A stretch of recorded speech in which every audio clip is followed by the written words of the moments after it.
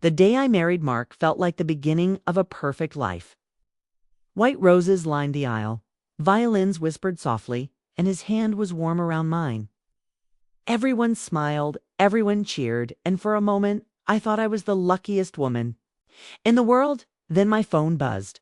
I glanced down, expecting another congratulations from a friend. Instead, a single message stared back at me. "Do you really know the man you just married?" I froze. My heart skipped, but I forced myself to smile for the cameras, to laugh for the guests. I slipped the phone into my bag as though nothing had happened. But deep inside, something cracked. That night, when everyone else was celebrating, I couldn't sleep. The words pulsed in my head like a warning. I deleted the message, told myself it was a prank, but I couldn't forget it. Weeks passed. I pretended everything was fine, cooked breakfast, kissed him goodbye, welcomed him home like the perfect wife. But each time he smiled at me, I wondered what I didn't know. And then the envelope arrived. No. Return address, no handwriting I recognized. Inside were photographs, grainy, undeniable. Mark was in them, standing with a woman I had never seen before, a little girl clinging to his hand. On the back of one photo, in sharp black ink, was a name. Melissa Dot. My hands shook as I stared at the pictures. I should have confronted him, but instead, I stayed silent. I became an actress in my own marriage, pretending nothing had changed. While I studied him like a stranger, it didn't take long to find Melissa, a small, neat house on the other side of town. I parked across the street one afternoon and waited. When Mark appeared carrying flowers, my chest tightened. He kissed her on the doorstep the same way he kissed me days earlier.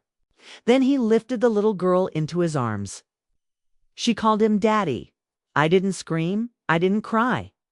My nails digging into my palms until they drew blood. That was the moment I stopped being his wife. That was the moment I became his shadow. I watched. I waited. I documented. Every late-night meeting, every phone call, every transfer of money. I collected evidence quietly, methodically, while still playing the part of his devoted wife. He thought he was clever. He thought he had control. He had no idea I was building a noose from his own lies. Then came the day I met Melissa. It was in a small cafe near her home. I approached her casually, introduced myself as someone new to the neighborhood.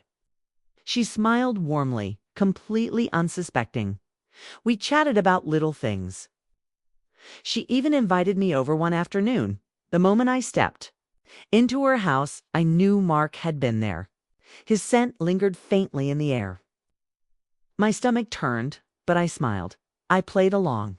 The little girl ran to Melissa, laughing. Then she looked at me with innocent eyes and said, "Daddy talks about you." Melissa chuckled, brushing it off. My pulse thundered in my ears. I left that day more certain than ever. This wasn't just infidelity. It was a double life. And I was going to end it on my terms. When the opportunity came, I took it. Mark was hosting a dinner for his colleagues, eager to show off his perfect home, his perfect wife, his perfect life. What he didn't know was that I had arranged for Melissa to be there too. The evening began like any other. Wine poured, laughter floated across the table. Mark basked in the glow of admiration. He looked invincible, untouchable, until I started talking. My voice was calm, almost gentle, as I unraveled his lies one by one. I told the truth about Melissa, about the child, about the money he funneled into a second life. I showed the photos, the records. Every secret he thought he had buried. The room fell silent. Melissa's face drained of color. His colleagues exchanged horrified glances. The little girl clutched her mother's arm, confused by the tension. And Mark just sat there, pale and trembling, his mask slipping away piece by piece. In those moments, his empire collapsed.